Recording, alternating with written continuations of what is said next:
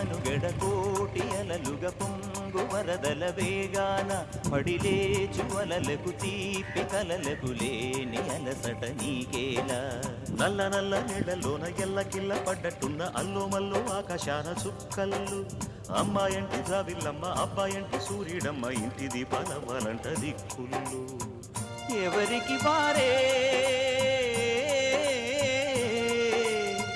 యమునకు నీరే రేవు నీరు నావదంట నావతోడు రేవుదంట పంచుకుంటే